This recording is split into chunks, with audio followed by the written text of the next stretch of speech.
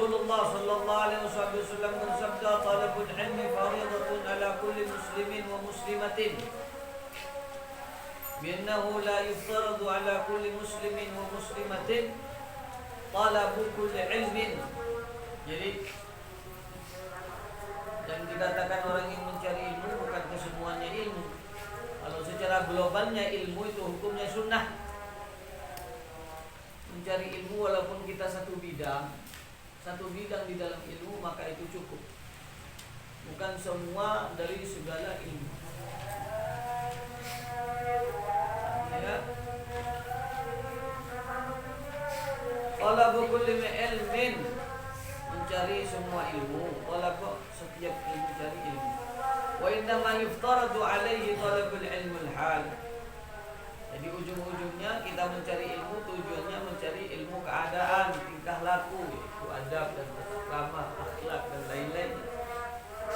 Kama yugalu afdalul ilm ilmul hal.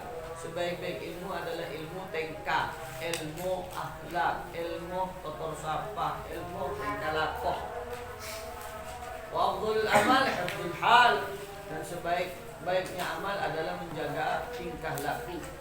Wa yuftaradu ala muslimin talabul ilm, dan diwajibkan setiap muslim dan muslimat mencari ilmu. Kenapa? Karena dengan kebodohan tersebut akan melemparkan kita ke jurang ataupun ke lembah kehinaan berupa murkanya Allah Ta'ala. Dan orang yang mempunyai ilmu akan mengangkat derajat seseorang dari rendah akan menjadi mulia, sebagaimana sudah Allah Ta'ala bersabda di dalam Al-Quran, yarfa'illahu alladhina amanu minkum walladhina utul ilma darajatin. Ada kitabnya nak? Ditulis Pak Edan biar tahu.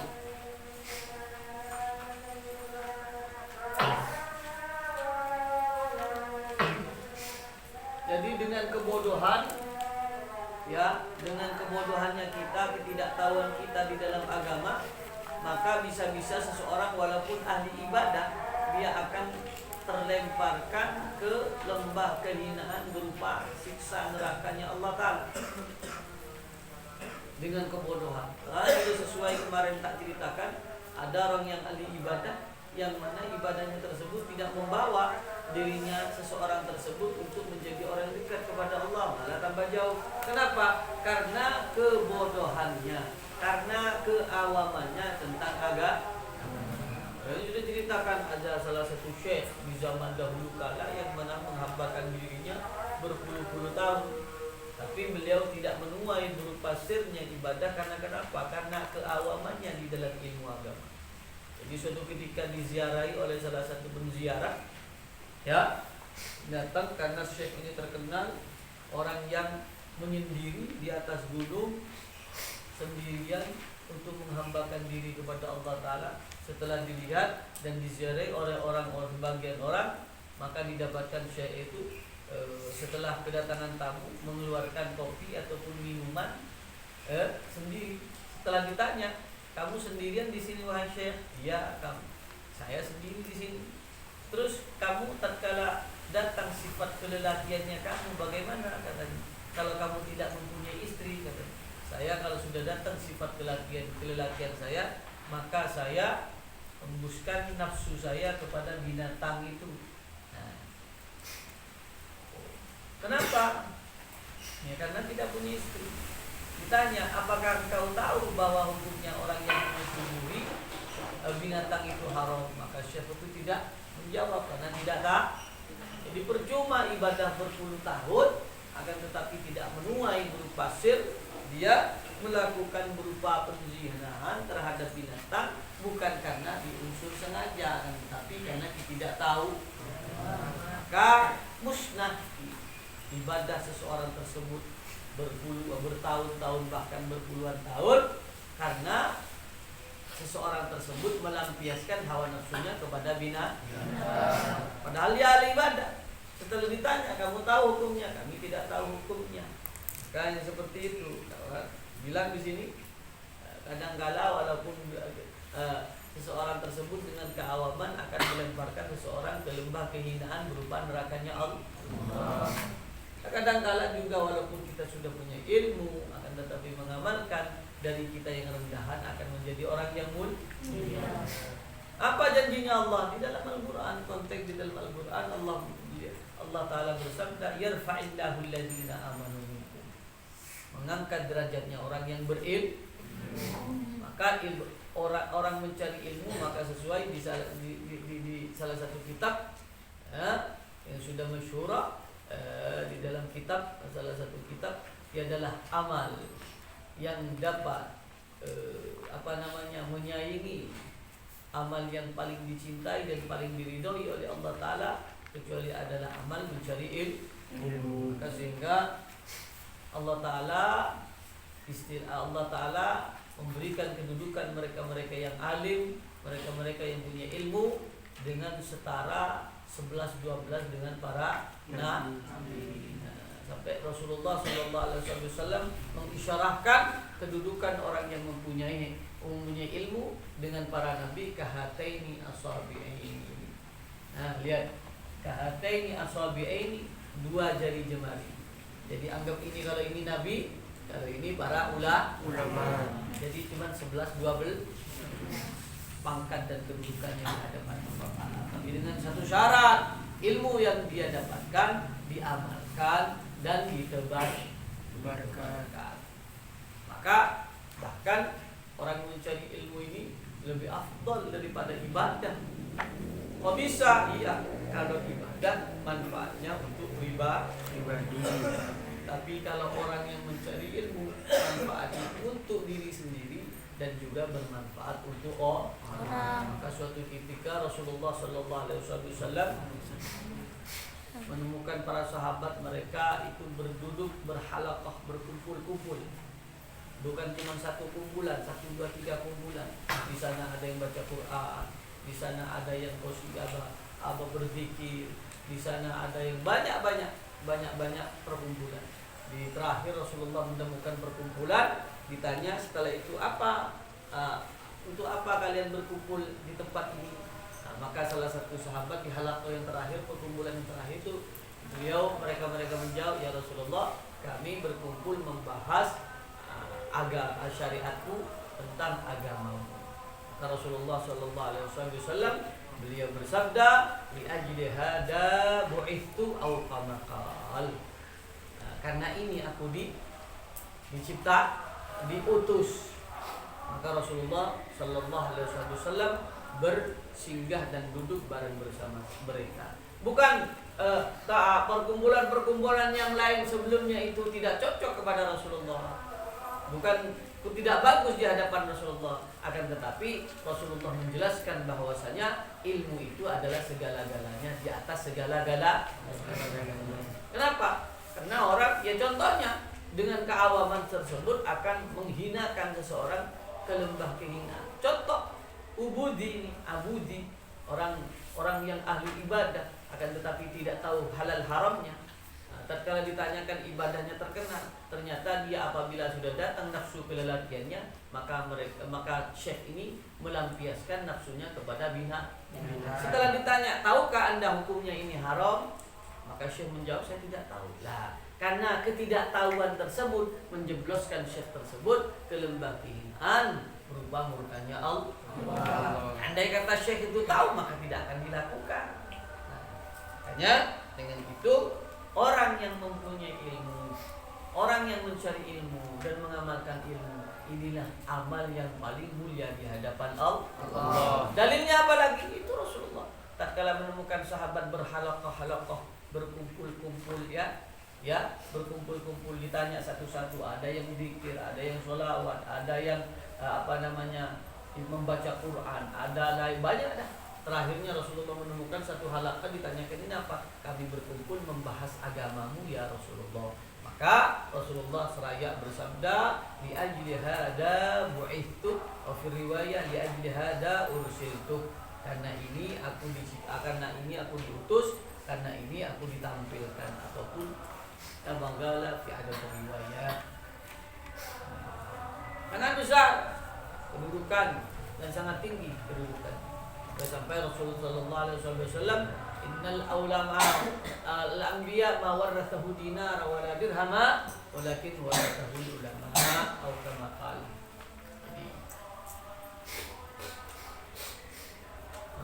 Jadi sangat dan banget tinggi dan agung dan mulia. Maka bagi kita-kita yang sudah diberikan kesempatan oleh Allah Ta'ala, jangan sia-siakan jid wa ijtihad. Maka istilah kata, bersungguh-sungguhlah kalian mencari ilmu, karena kalian ini adalah takdir yang paling indah yang diberikan oleh Allah kepada kita semua. Seberapa banyak orang yang kepengen seperti kalian, tapi Allah Ta'ala tak berkehendak sehingga dia banyak orang yang memondok, banyak orang yang ngaji, banyak orang yang masuk madrasah, tapi Allah Ta'ala tak berkehendak. Dia mau aslinya, tapi Allah tak berkehendak, maka dipalingkan hatinya oleh Allah Ta'ala. Mungkin ada dari kita semua tidak ada niat mondok, mungkin karena diarahkan oleh orang tuanya ataupun sebelahnya.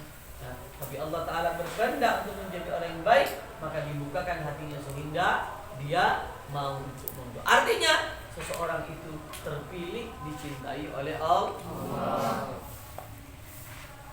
Nafa'ana wa iyyakum fi haqiqatil intifa'. Nafa'ana wa iyyakum fi haqiqatil istima'. Amin Allahumma amin. Mencari ilmu, tujuannya cari ilmu. Wa afdhalul amal hifdzul hal, dan sebaik-baik amal adalah menjaga tingkah laku ataupun akhlak. Yuftaradu 'alal muslim talabul ilm. Jadi diwajibkan orang yang mencari ilmu itu, diwajibkan setiap muslim mencari ilmu. Karena sesuai yang abad tadi paparin sampaikan, kalau kita tidak mencari ilmu, maka kita akan jauh sulit untuk mendekati kepada Allah. Bagaimana caranya kita mendekat kepada Allah kalau tidak kita tahu cara?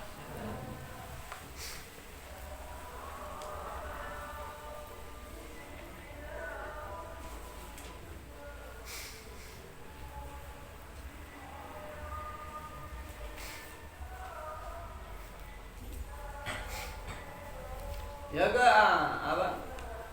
Talabul ilmi ma yaqa'u fi halih fi ayyi halin kana fa innahu la budda lahu min as-shalah. Seperti apa? Yang wajib-wajib kita cari ilmu tersebut apa? Seperti yang berlangsung hubungannya kita sebagai hamba terhadap Allah, juga berkelangsungan hubungannya kita sesama manusia. Apa hubungannya kita? Seperti sholat, seperti puasa, seperti halal haram, mubayi'ah jual beli. Nah, itu wajib kita untuk ketahui. Allahumma shalli ala Muhammad. Fayuftaradu alaihi ilmu ma yaga'lahu fi salati, maka diwajibkan kita mengetahui halal mengetahui wajib-wajibnya, sunnah-sunnahnya, mubah-mubahnya, makruh-makruhnya di dalam salat. Biqadri ma yu'addi bih fardhus shalah, sesuai kebutuhan apa yang sudah menjadi persyaratan di dalam salat. Wa yajibu alaihi ilmu ma yaga'u lahu biqadri ma yu'addi bih al-wajib, termasuk sesuatu yang istilah kata yang wajib-wajib bagi kita harus ketahui. Puasa, kita harus tahu hukum-hukumnya, bagaimana sah-sahnya puasa, makruh-makruhnya puasa, batal-batalnya puasa, sunnah-sunnahnya puasa, wajib-wajibnya puasa. Jadi harus ditahui. Maka hukumnya itu yang wajib. Seperti juga haji, seperti juga zakat, seperti istilah kata. Pokok sesuatu yang bersambungan kepada Allah Ta'ala, maka wajib kita untuk mengetahui. Allahumma shalli ala Muhammad.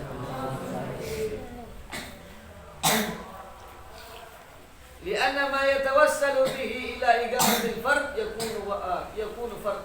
Sesuatu yang dapat menyambungkan sesuatu dengan yang wajib, maka hukumnya juga wajib. Wa ma yatawassalu bih ila igamatil wajib yakunu wajib. Sesuatu yang dapat menyampaikan ke sesuatu yang wajib, maka hukumnya juga wajib. Wa kadzalika fi shaum, seperti apa contohnya? Di dalam puasa, waz zakat, dan juga zakat. In kana lahu malun wal hajj, apabila seseorang tersebut mempunyai rezeki lebih dan mampu, maka juga hukumnya in wajaba alaihi, maka diwajibkan baginya.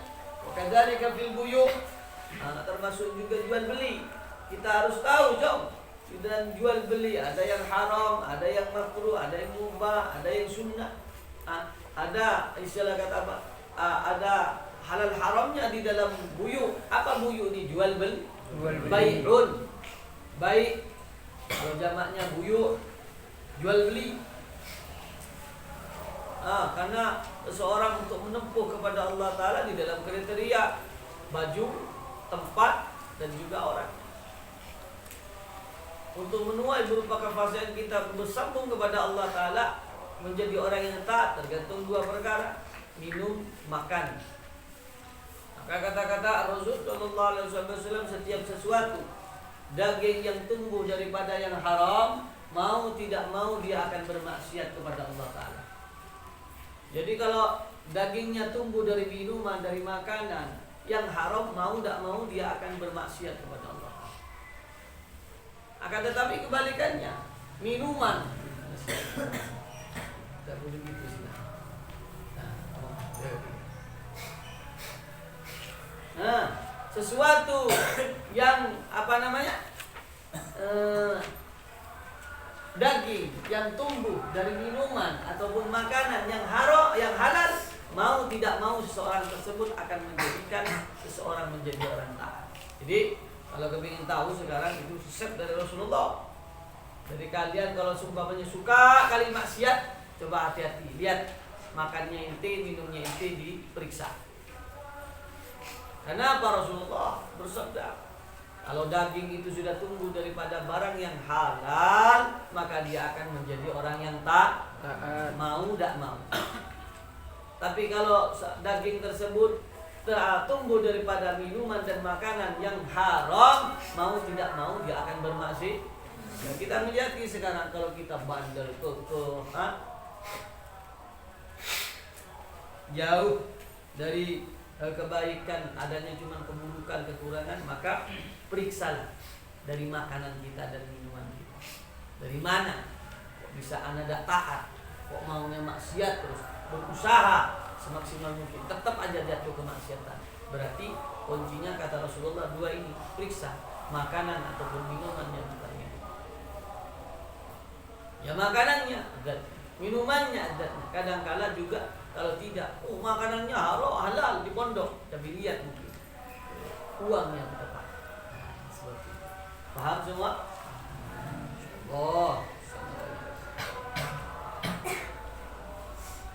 Qila li Muhammad ibn al-Hasan, dikatakan kepada Muhammad ibn al-Hasan, ahad akabir, la tusannifu kitaban fi zuhdi.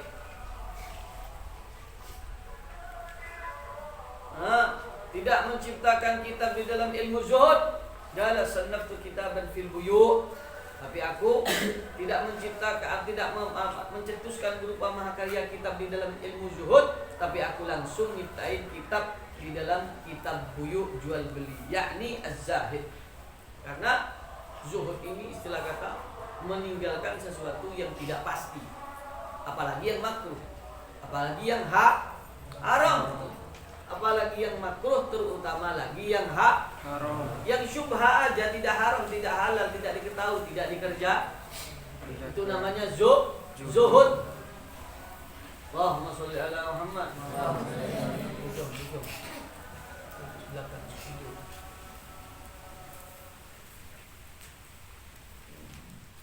Pengajian itu istirahat, main top.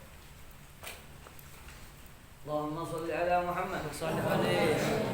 Az-zahid man yataharraza 'anis syubhat wal makruhat fi tijarat. Orang yang zuhud itu yang betul-betul menjaga dirinya dari perkara yang syubhat ataupun apalagi yang haram di dalam jual beli. Paham? Sebenarnya itu Fa'ana wa iyyakum fi haqiqatil intifa', ismana wa iyyakum fi haqiqatil istima', fa'ana wa iyyakum fi haqiqatil tahqiq. Wa alhamdulillahi syafi'ir rafiq, alhamdulillahi rabbil alamin. Fatihah.